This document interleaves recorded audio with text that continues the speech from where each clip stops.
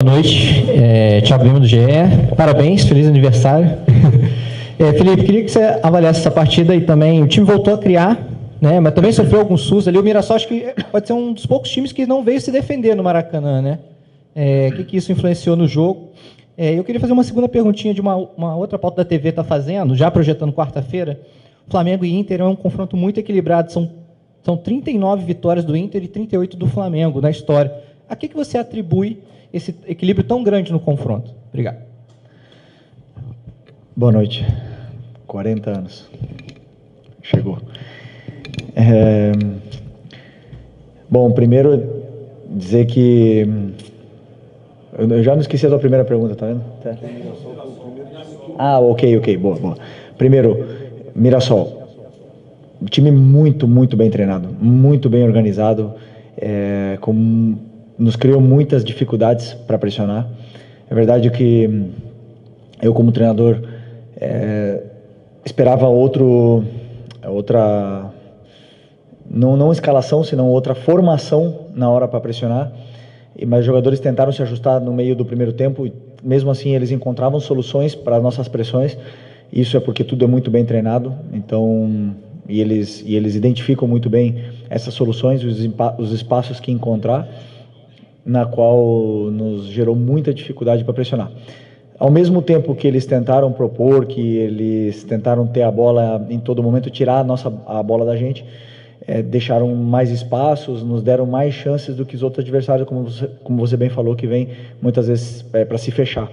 E, obviamente, nosso time criou muitas chances claras, aonde não se converteram todas em gols, né? Então, isso vai muito da postura do adversário. Depois, com o placar, né, no segundo tempo, eles também deram um passo à frente, colocaram mais gente na nossa última linha e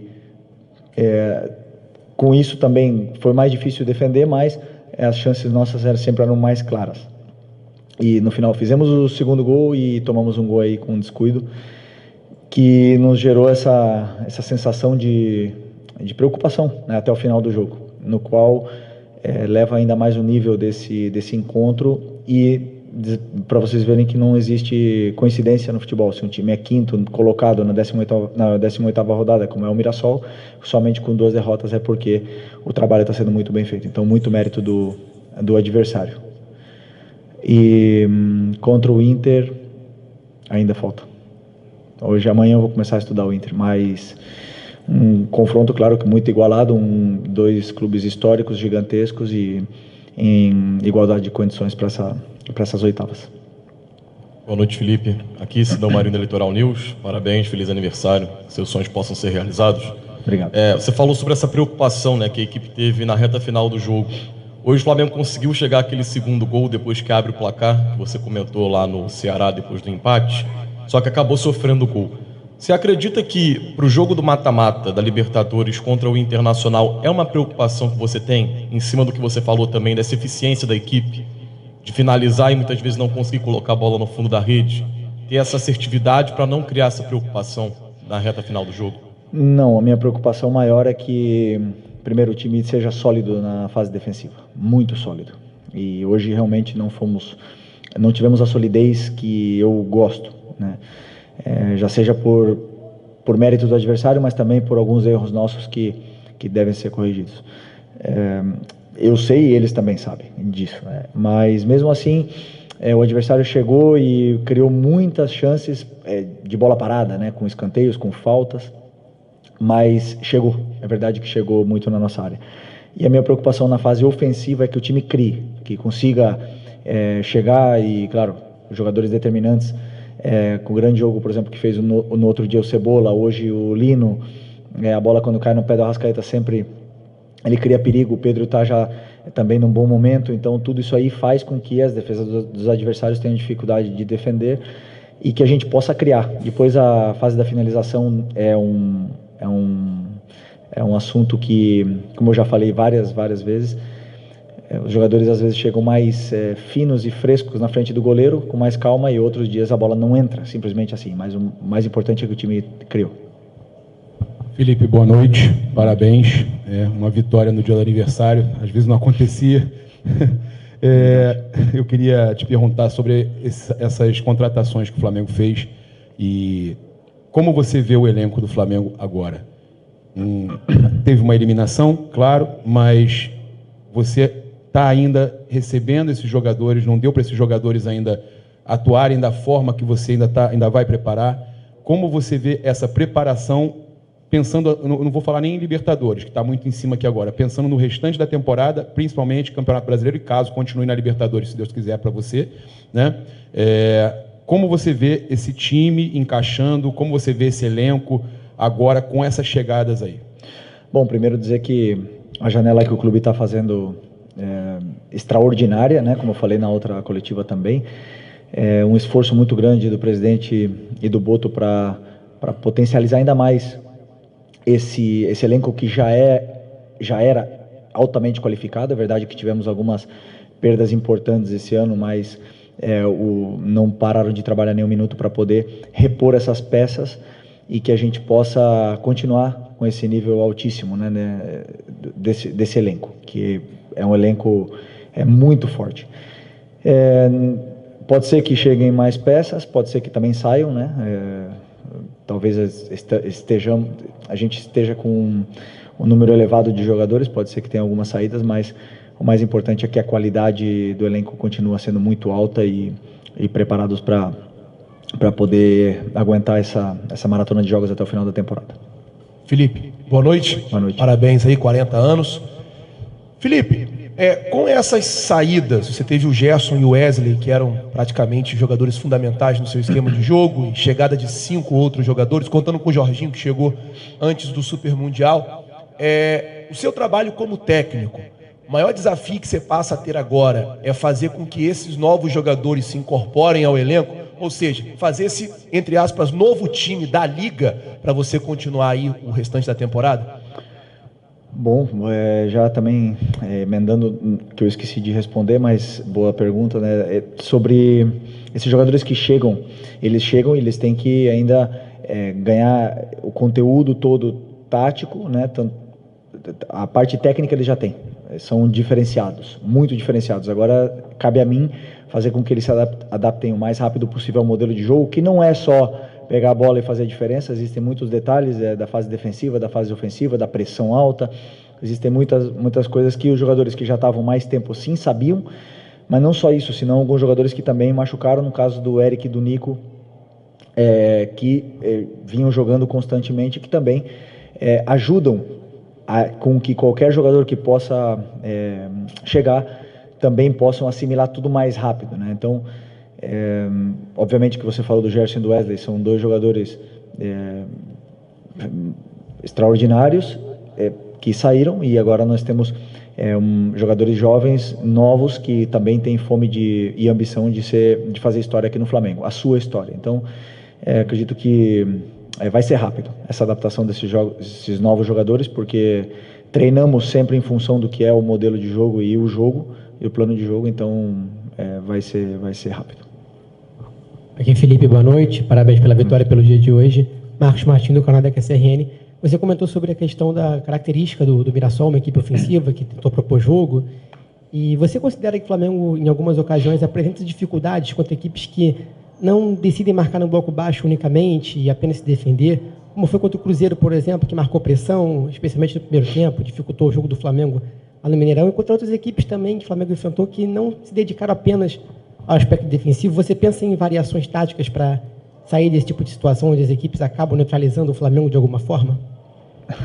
Na outra coletiva a pergunta era se os times se fechavam e criavam dificuldades para o Flamengo. Agora são os times que jogam que criam dificuldade? Sempre, todos os times criam dificuldades para o Flamengo. Todos, os que jogam, os que não jogam, os que se defendem em bloco baixo, os que pressionam alto, os que não pressionam.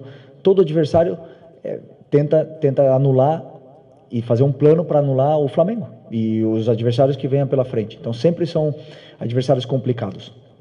E o Mirassol tem, como eu falei, um trabalho muito bem organizado, onde eles sim tentaram propor e tentaram sair da nossa pressão e conseguiram muitas vezes com êxito, também não todas, porque nós também roubamos bolas e criamos chances de gol a partir da perda da bola deles, mas é um adversário que teve muito mérito no que é no que é o seu plano de jogo, que não é igual, nem um pouco parecido com o que foi o Cruzeiro no Mineirão, nem um pouco, mas é um trabalho muito diferente. A forma que o Mirassol e o trabalho que desempenhou aqui dentro do Maracanã, talvez, posso estar enganado ou posso não estar lembrando, foi a equipe que melhor jogou contra o Flamengo no Maracanã durante esse ano, na qual tenho que dar parabéns para o treinador. Estou feliz por causa que ganhamos o jogo, mas tenho que reconhecer que eles foram muito bem no jogo e foi um jogo igualado, na qual nós fomos mais determinantes nas áreas. Felipe, Raíssa Simplício da Gol Brasil e da revista Placar, parabéns, feliz aniversário para você. Obrigado. Eu queria te perguntar sobre o Saul, acabou não entrando em campo hoje, mas você falava do Gerson, até você falava, vocês enxergam o Gerson de um jeito, mas eu gosto de colocar ele para jogar de outro jeito, e eu queria entender de você como é que você enxerga o Saul nesse time. Sei que ele ainda está pegando ritmo, se adaptando, mas se você vê ele jogando mais como segundo volante ou jogando mais como meia ali pela direita, enfim. E, se me permite, rapidinho, o Vinha e o Juninho Michael ficaram de fora da lista dos relacionados. Você acabou de falar essa questão do elenco, né, que está com bastante jogadores. Eu queria entender como é que foi o seu critério para decidir, por exemplo, deixá-los de fora hoje. Qual foi a primeira? O Saul, desculpa. Sim, já lembrei. O Saul é um jogador que é polivalente, ele joga em todas as partes do meio campo, já jogou de lateral, já jogou de zagueiro, já jogou até de atacante, mas hoje pelas necessidades que a equipe apresenta, pela composição do elenco, eu vejo ele como para essa posição que estava o Gerson, agora está jogando o Plata e o Luiz Araújo e o Matheus Gonçalves. Eu vejo ele para essa posição, já falei com ele antes de ele vir para cá, que era a posição que ele jogava no Atlético de Madrid nos anos onde ele melhor rendeu. É verdade que nos últimos anos ele vinha jogando de volante, mas eu acredito que ele tem muito para oferecer nessa posição. Ele chega bem na área, ele é um jogador determinante na frente, faz a diferença, mas com certeza hoje era uma das opções minhas pro banco na parte na substituição de um dos dois volantes se precisasse, né? Claro que ele não tem, como eu falei, o mesmo conteúdo ainda, são vários detalhes da fase defensiva, são vários detalhes também na fase de construção, que ele vinha treinando mais na frente, então tentei segurar um pouco essa substituição hoje dos dois, e também do Vitor Hugo, que estava no banco como opção de volante. E sobre as escolhas, eu formato o banco em função do que o jogo pede, em função do que a equipe precisa. Claro que o Vinha é um jogador internacional, um jogador que já todo mundo sabe da qualidade que tem, mas na hora de escolher e ficar com 3 laterais esquerdos no banco, onde provavelmente não ia entrar nenhum deles, como hoje não entrou nem o Ayrton, então eu optei por deixar ele treinando hoje, porque ele precisa de treino, ele precisa de ritmo, da mesma forma que o Juninho e da mesma forma que o Michael. Então, a hora que precisar, eu sei que eu posso contar com eles, que eles estão bem treinados, e foi mais isso, mais em função do que um plano do que a equipe precisava para o jogo. Aqui. Boa noite, Felipe. Léo José do Coluna do Fla. Na quarta-feira, depois da eliminação em BH, você disse que minimizava um pouco algumas críticas mais ácidas do pessoal da internet, só que valorizando mais as críticas do estádio, das arquibancadas. Hoje, antes do jogo começar, uma grande parte da torcida começou a gritar que o Campeonato Brasileiro é obrigação, junto com a Libertadores. E já levando em consideração esse seu pensamento, você também acredita que o Campeonato Brasileiro agora é uma competição que o Flamengo pretende, que o Flamengo precisa tratar como obrigação, chegar até a última rodada disputando o título? Primeiro que naquela minha resposta, eu generalizei muito o que é a situação da internet, e claro que me expressei mal, né? Mas acho que a maioria de vocês entendeu o que eu quis dizer naquele momento, e até alguns de vocês até me defenderam em função disso, né? Claro que o que eu quis dizer é que as redes sociais, elas perdem muitas vezes o controle, e se você ficar se guiando por isso, você fica louco e você perde a noção, né? Até mesmo muitas pessoas têm problemas mentais por estar lendo comentário do que outros pensam. Então eu quis dizer isso, o que é exagerado que é e o extremista que é muitas vezes são as redes sociais. O que não quer dizer que sejam ruins. As redes sociais vêm para ajudar o mundo e vêm para melhorar, mas realmente nós que estamos sempre colocando a cara, se você seguir isso aí, você passa mal, né? Então, o que você falou sobre a torcida, tem todo o direito do mundo de fazer tudo o que quiser. Aliás, desde que eu cheguei aqui, o dia que eu botei o pé no Rio de Janeiro, estava tendo um protesto contra a equipe que tinha perdido contra o Emelec na Libertadores, estava num momento difícil e eu sabia onde eu estava vindo. Conheço o Flamengo durante toda a minha vida e vivi o Flamengo nos últimos 6 anos e não existe outro caminho senão a cobrança do torcedor aqui. Aqui sempre foi assim e sempre vai ser. Nunca iremos nem devemos mudar o que é a essência do torcedor do Flamengo, que sempre quer o melhor para o clube. E claro que eles exigem. E eu volto a repetir o que eu falei na última coletiva. Nós temos a obrigação de dar nossa vida pelo Flamengo. Enquanto nós estamos aqui dentro, nós temos a obrigação de fazer tudo, de que o Flamengo seja prioridade na nossa vida antes que a família. Essa é a nossa obrigação. O resultado a gente não controla, mas que nós queremos ganhar, com certeza queremos ganhar. E vamos em busca disso. Felipe, Vitor Nicolau, do canal Falso 9. Você classifica o seu modelo de jogo como um jogo de progressão. E a gente viu o Flamengo construir essa liderança do Campeonato Brasileiro, hoje coroada com o troféu do primeiro turno, simbólico, a partir de um time que tinha no Arrascaeta muitas vezes o homem mais avançado, com muita liberdade, com muito espaço e sempre com alguém para induzir espaços para que ele pudesse atacar. Você falou do Pedro agora melhorando tecnicamente, realmente ele vem de bons jogos tecnicamente, e hoje você colocou os dois juntos, com os pontas de força que chegaram, né? O Samuel Lino fez um grande jogo.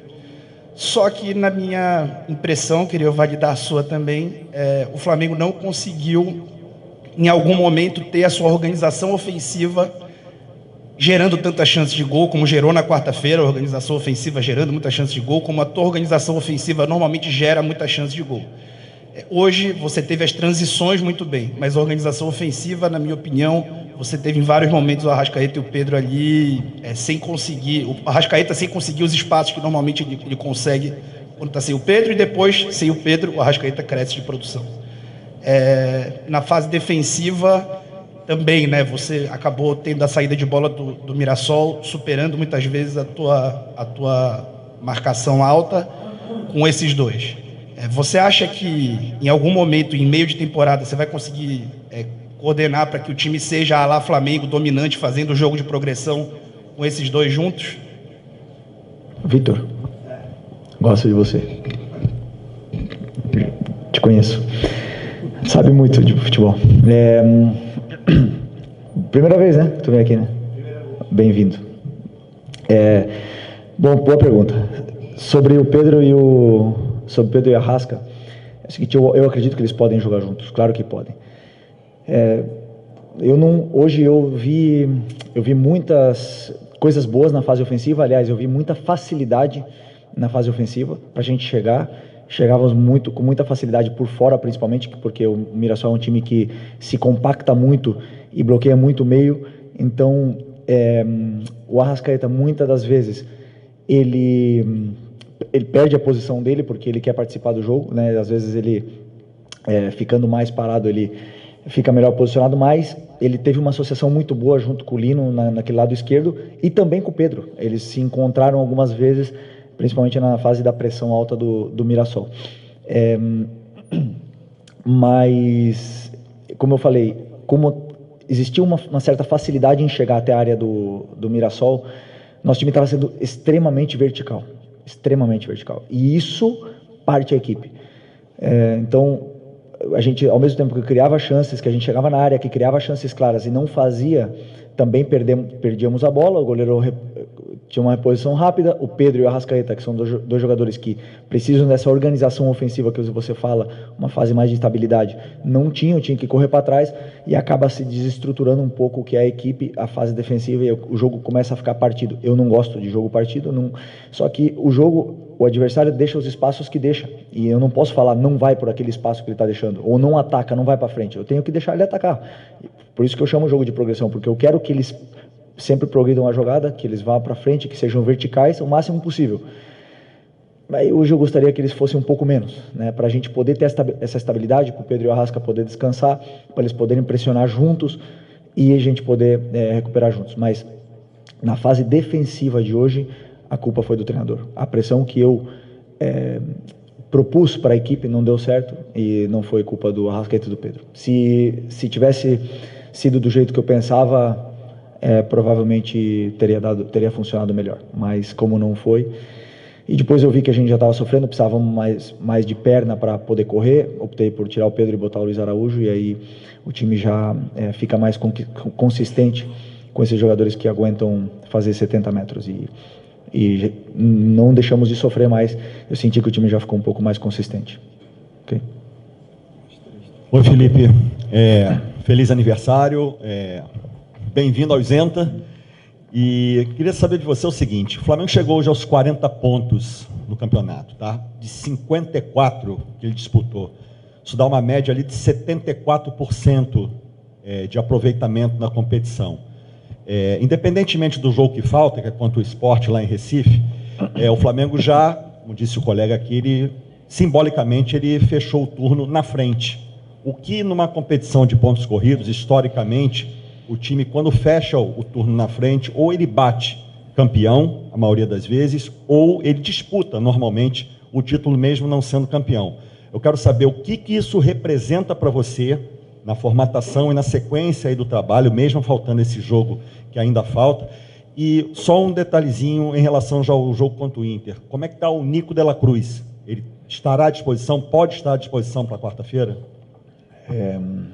Sobre os pontos, então, 40 hoje, podendo fazer 43 no primeiro turno, é isso? Ok. São bons números, claro que poderiam ter sido melhores, mas também poderiam ter sido piores. Para mim, não significam nada, a não ser que temos que ganhar o próximo, e vai ser contra o Inter, né? Então vai ser difícil, vai ser fora de casa, e nós temos que tentar ser o mais consistentes possível daqui até o final. Desde que eu cheguei no Flamengo, todos os anos que eu cheguei no Flamengo, quase sempre a gente teve que perseguir o líder, né? Em 2019 perseguimos no primeiro turno e acabamos conseguindo virar essa vantagem, tomar a liderança e ficar até o final. E em 2020 também, não éramos líderes, acho que era o São Paulo durante muito tempo, depois foi o Inter, depois a gente retomou e sempre foi perseguidor.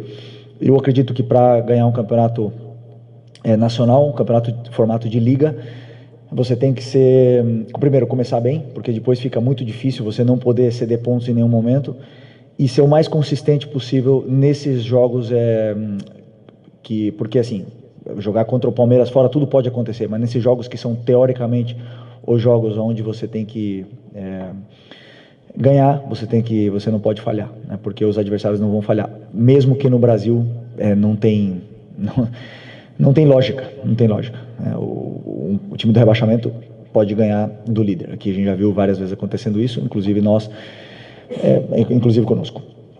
Então, que representa isso é motivação para seguir brigando pelo título.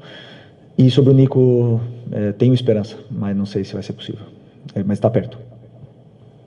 Felipe, boa noite. Pedro Ramos da Sintonia Esportiva. Desde que você assumiu, primeiro feliz aniversário, desculpa. Desde que você assumiu o comando do Flamengo, você sempre cita pequenos detalhes na partida, desde pressão alta, desde as movimentações do jogo. E eu queria que você comentasse sobre a saída do Rossi ultimamente, porque contra o Ceará ele saiu mal, o Pedro Raul chegou a fazer gol de empate. O Pedro Raul, depois da partida, disse que acompanhava as saídas do Rossi, que ele realmente saía mal, parava e acabava dando oportunidade para o centroavante. Hoje, no escanteio, se não me engano, o Rossi acabou saindo mal de novo e teve uma bola que ele foi encoberto, o Léo Pereira acabou salvando, que seria seria talvez mais 2 pontos desperdiçados com um erro individual. Eu queria saber qual o trabalho que vocês fazem sobre isso, se é algo já identificado na sua comissão técnica, até porque recentemente, pelo menos saiu na imprensa, que o Flamengo estaria de olho em outros goleiros, não talvez para essa temporada, mas talvez para a próxima. Eu queria saber o que você pensa, não só sobre o Rossi, mas talvez sobre a necessidade de ter um outro goleiro também para o Flamengo. Obrigado. Primeiro que essa saída do Rossi nos deu e nos dá e nos dará muitas alegrias, porque eu pessoalmente eu gosto que ele saia do gol. Eu gosto de goleiro corajoso, que tenha essa confiança de poder ir lá e aliviar.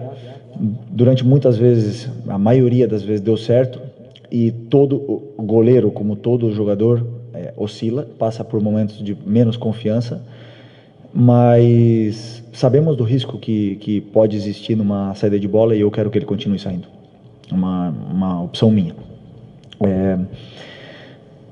E sobre uma reposição, é um assunto para o Boto, mas com certeza o Flamengo sempre está atento ao mercado, ainda mais porque pode ser que tenhamos uma saída no final do ano. Buenas noches, Felipe. Tá bom. Aquí. Buenas noches. Primero que todo, feliz cumpleaños. Gracias. Quería preguntarte por Jorge Carrascal. No tuvimos la oportunidad de verlo. No te quería preguntar específicamente por eso, pero él llega como un camisa 10. Es una posición que suele utilizar Jordan de Arrascaeta, pero por lo general a de Arrascaeta se le va acompañando al centro delantero. Hoy, más que de 10, jugó como un segundo delantero, me dio la sensación. Y quería preguntarte, después de ver más de una semana a Carrascal, ¿dónde lo ves? ¿Qué rol cumpliría? ¿Más cercano al delantero? ¿Más como un 10? ¿O incluso quizás en esa posición que muchas veces utiliza Jorginho y que era un rol que en algún momento estuvo pensado como para Nico de la Cruz? Bueno, primero es un jugador con un talento y una calidad gigante, muy grande, tiene muchísima calidad, se nota, lo hemos visto esta semana. Hoy lo tenía casi seguro de que iba a ponerlo, tenía muy pensado el cambio de Arrascaeta y que él entrase por Arrasca, pero sentí en ese momento que el equipo necesitaba presionar más al Mirasol, necesitaba gente que tuviera más presión, sobre todo los detalles micro ahí de la presión alta que ya tiene muy bien incorporado Bruno y Plata, y Carrascal aún no tiene tanto estos entrenamientos de presión, por eso opté por no ponerlo por la fase defensiva, pero la fase ofensiva seguro que nos daría mucho, tiene mucha calidad, es un jugador que yo tengo una esperanza de que sea ídolo de este club dentro de los próximos años, porque es el típico jugador que al aficionado le va a encantar ver por lo bien que trata la pelota. Y después, contestando tu pregunta sobre la posición, yo le veo en la misma posición que jugó Arrascaeta hoy. Sin embargo, él me dijo que puede jugar tanto abierto como en la posición en derecha también, o sea, en las 4 posiciones de arriba, él puede jugar en las 4. Entonces, con la cual va a tener muchos minutos durante la temporada, hay partido para todos y sin ninguna duda va a ser un jugador, pero va a ser un jugador importantísimo para mí, para nosotros. Obrigado, boa noite, pessoal.